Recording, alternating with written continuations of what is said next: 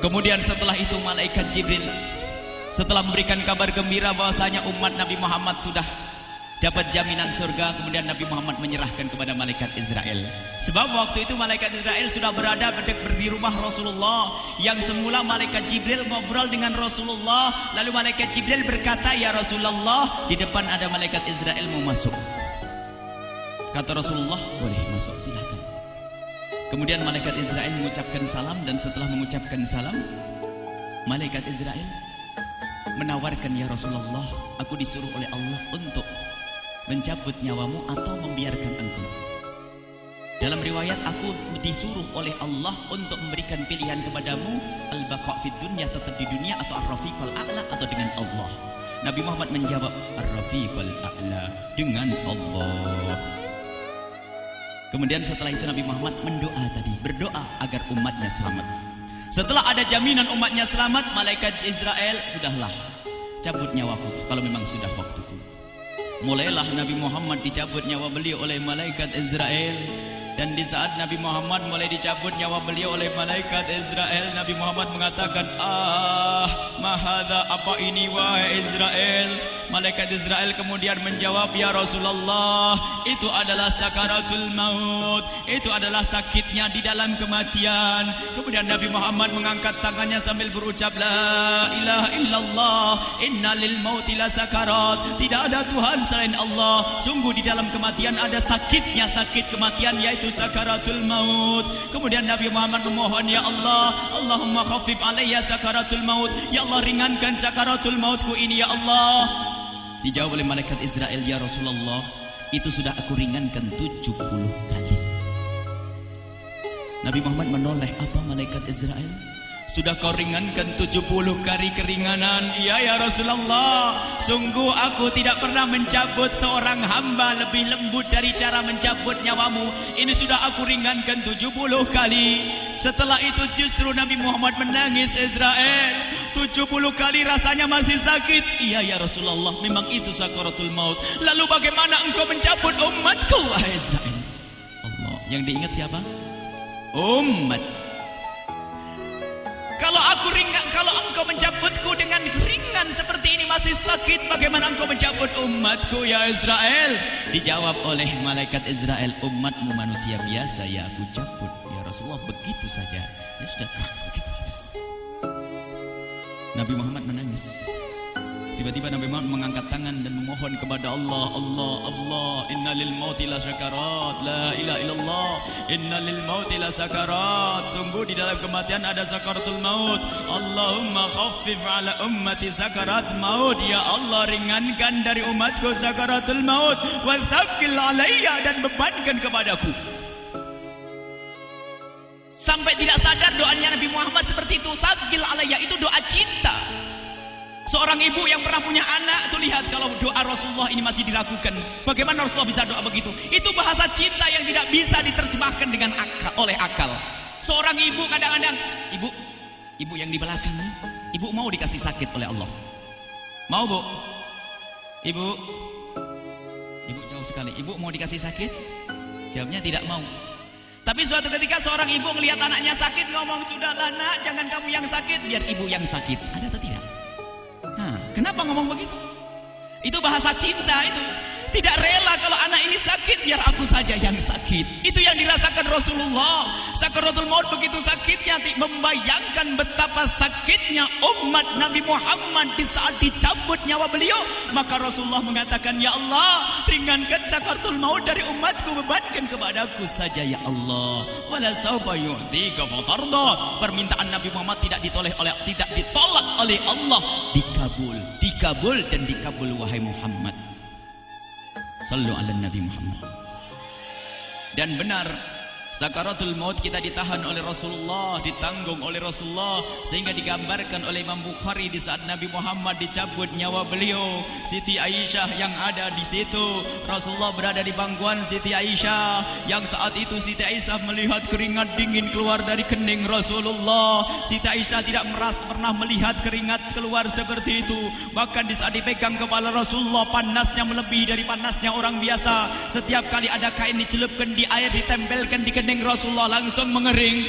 Saat itu Nabi Muhammad mengucapkan kalimat la ilaha illallah innal lil mauti la sakarat. Kemudian Nabi Muhammad berpesan dengan banyak pesan, dan di antara pesan Rasulullah adalah akri minni ala ummati salam, akri minni salam ala ummati wa ala man ittaba'ani wa ala man tabi'ani min ila yaumil qiyamati. Aku titip salam kepada umatku dan orang yang mengikutiku sampai hari kiamat. Sadari salam Rasulullah. Sebelum meninggal masih ingat titip salam. Salam kepada siapa? Bukan salam kepada siapa-siapa, tapi salam kepada kita. Maka mari kita mengucapkan salam kepada Rasulullah, karena Rasulullah sudah salam duluan kepada kita. Mari kita sejenak bersalam kepada Rasulullah dan hadirkan Rasulullah ada di mata kita dan di hati kita. Mari kita bersama-sama mengucapkan salam. Assalamualaikum ya Rasulullah. Assalamualaikum ya Rasulullah. Assalamualaikum ya Habiballah. Assalamualaikum ya Nabi Allah. Rasulullah mengucapkan salam untuk kita. Dan di saat itu Rasulullah keringat dingin keluar, maka oleh Siti Aisyah diusap. Oleh Siti Aisyah diusap, bayangkan saat itu Nabi Muhammad di pangkuan Siti Aisyah dan diusap oleh Siti Aisyah. Siti Aisyah berkata, keringat Rasulullah mengucur deras hingga aku usap, dan aku usap dengan tangannya Rasulullah. Diusap dengan tangannya Rasulullah. Siti Aisyah memegang tangan Rasulullah sendiri yang digunakan untuk mengusap keringat Rasulullah. Sahabat bertanya, Aisyah, kenapa harus dengan tangan Rasulullah tidak dengan tanganmu? Lihat jawab Siti Aisyah, karena tangan Rasulullah lebih lembut dari tanganku. Sallu ala Nabi Muhammad. Masih sempat nyanjung itu sahabat Nabi. Dalam keadaan begitu masih menyadari kelembutan tangan Rasulullah, jasad Rasulullah, kemuliaan Rasulullah sallallahu alaihi wasallam. Dan aku lebih menginginkan bahwasanya yang menyentuh jidat Nabi Muhammad adalah tangan yang paling mulia di dunia dan di akhirat. Siti Aisyah enggak berani menyentuhkan. Pengennya yang disentuhkan di kening Rasulullah adalah tangannya Rasulullah sallallahu alaihi wasallam. Kemudian setelah itu Nabi Muhammad merasakan sakit yang sangat untuk kita. Kemudian Nabi Muhammad mengangkat tangan tinggi-tinggi mengucapkan la ilaha illallah inna lil mauti la sakarat. Tiba-tiba tangan itu semakin turun dan ditangkap oleh Siti Aisyah. Dan di saat tangan itu jatuh di tangan Siti Aisyah, kemudian tiba-tiba paha Siti Aisyah merasakan berat kepala suci Rasulullah. Dan saat itu Siti Aisyah sadar bahwasanya Rasulullah sudah kembali kepada Allah Subhanahu wa taala. Sallu ala Nabi Muhammad. Siti Aisyah bingung di saat melihat seperti itu. Ditaruh pelan-pelan wajah Rasulullah, sambil menangis lalu berkata, Rasulullah sudah meninggal. Para sahabat Nabi pada bingung. Sayyidina Ali tiba-tiba terduduk, nggak bisa berdiri. Sayyidina Utsman nggak bisa ngomong. Ada orang Sayyidina Zaid berkata, aku baru melihat Rasulullah. Setelah ini aku tidak mau melihat lagi selain Rasulullah. Ya Allah, butakan mataku. Aku tidak ingin aku kotori mataku dengan selain Rasulullah. Dan dibutakan oleh Allah. Bermacam-macam kejadian saat itu. Madinah heboh luar biasa dengan meninggalnya Rasulullah sallallahu alaihi wasallam. Dan sungguh meninggalnya Nabi Muhammad adalah menghidupkan hati yang mati kalau orang faham. Tiba-tiba Sayyidina Abu Bakar datang. Setelah Sayyidina Umar mengatakan, siapa yang mengatakan Muhammad meninggal akan aku penggal lehernya. Jangan seperti orang-orang Nabi Muhammad sekarang lagi pergi seperti waktu Musa pergi kepada Tuhannya, kepada Allah, nanti akan kembali kepada kita. Muhammad belum meninggal. Ini adalah karena kecintaan Sayyidina Umar bin Khattab, tidak ingin Nabi Muhammad pergi.